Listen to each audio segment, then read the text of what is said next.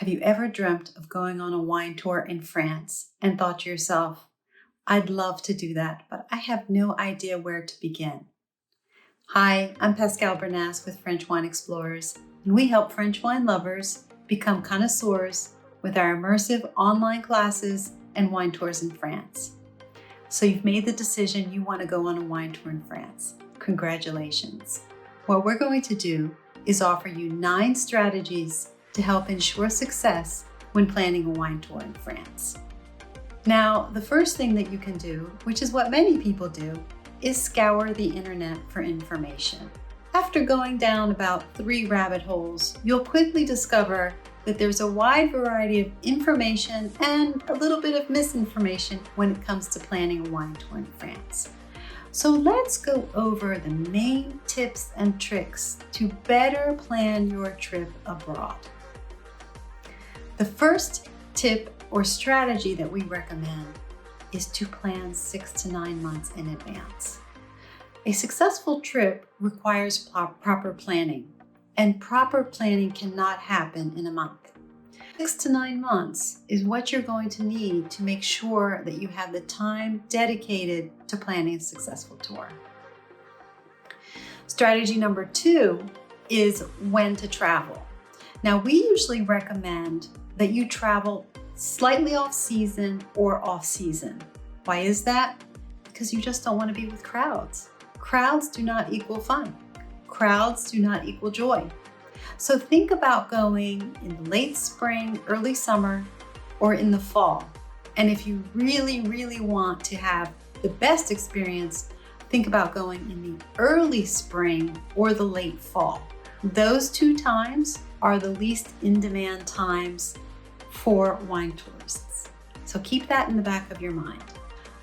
Accommodations and drive time. This is critical. First, when it comes to accommodations, you want to make sure that the hotel or the villa, or wherever you're going to be staying, has the modern amenities you're looking for. I'll give you a quick story. A lot of hotels and definitely villas have air conditioning, but they only turn the air conditioning on between May and October. So what does that mean? If you're on an October tour, because we told you that's a good time to go, and there's no air conditioning and you run hot, you're not going to be happy.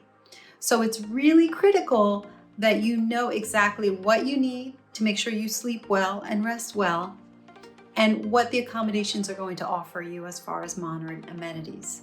Another example is if you don't like crawling into a bathtub to take a shower, you need to make sure that where you're staying has a shower that you can walk into. Those are just small tips, but they really do make a difference. Drive times. Where you're choosing your location to stay is critical in terms of how far it is away from wine touring. We have a lot of guests who let us know that they want to stay in a specific property, and usually the property is amazing. However, it's 2 hours away from wine touring. So that doesn't make too much sense in terms of how you spend your time. So what you want to do is find a location that's easy to access as far as wine touring is concerned and has those amenities. And please, whatever you do, when you look at a map, everything may look close together, but it's the winding roads that will take a lot of time. So do a Google Maps search of between your accommodations and some of the places you want to visit, and that'll give you a really good idea of the real time it's going to take to get there. Number 4, don't drink and drive. If you're going on a wine tour and you want to taste wine, it makes no sense to be the driver. And if you decide that you're the driver and that you're just going to spit, actually you're still imbibing some of the alcohol, so it's quite dangerous to be doing that as well. So why not give that up to somebody else who's a professional, who knows where they're going, and will allow you to enjoy the wine during your tour. Be adventurous. What I mean by that is make sure you discover an appellation you're unfamiliar with or one you think you don't care for. This has happened to me in the past. I've been exposed to appellations where I thought, I'm not really interested in the wine, and then I fell in love with the wine. So give yourself room to grow as far as your wine knowledge is concerned in an appellation or a region that you are unfamiliar with or don't care for. Less is more.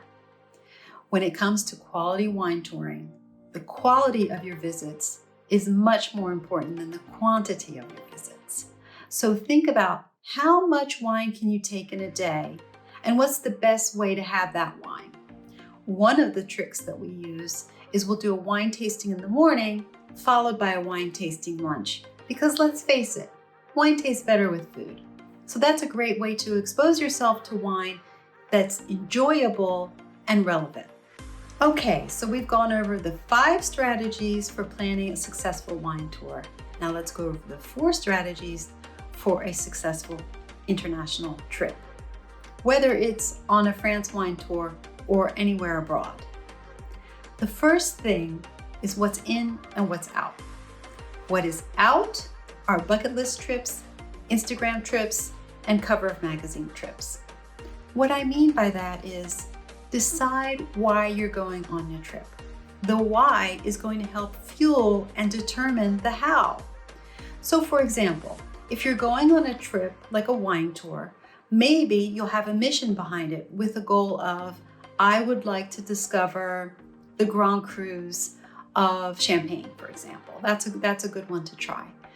And having a mission is going to help determine your itinerary, how you travel, when you travel, and the why is going to be the driving force of your how, and it also is going to allow you to feel more whole and more full upon return. Second tip for international travel is avoid the crowds. I think that is suffice to say that everybody is looking to avoid crowds, but now more than ever, it's really important.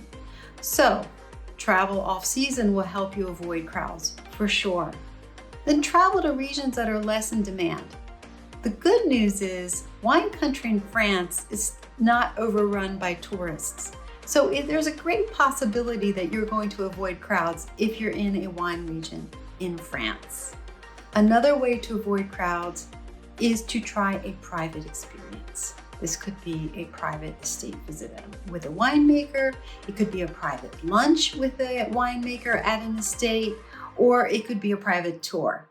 In any event, you want some type of private experience that will allow you to really have time dedicated for you. And guess what? You're also going to better understand the region because you're with a local. Plan for contingencies. What I mean by that is plan for the worst and hope for the best. Now, in one of our videos, we went over in detail what cancel for any reason insurance is, and that would be a great place to start. You want to have proper insurance in place should something happen to you that would not allow you to go on your trip, or should something happen to you while on tour. Also, plan for emergency situations. Make sure someone at home knows your itinerary and has a copy of your itinerary. And bring a copy of your passport with you in case you lose your passport. Third, when planning for contingencies, expect the unexpected and embrace it, because there is usually where the value lies in the trip. So having a flexible attitude, setting a level of expectation that determines that you can't control everything will take you very far when planning a successful trip abroad. Plan for success. And this is easy. There are many ways you can plan for success with international travel, especially when it comes to airline travel. The first thing I would recommend is you sign up for Global Entry. And Global Entry allows you to bypass all the lines in customs and passport control when re-entering the United States. You just go through a kiosk. That has saved us an incredible amount of time, and after a long international flight, it's welcome.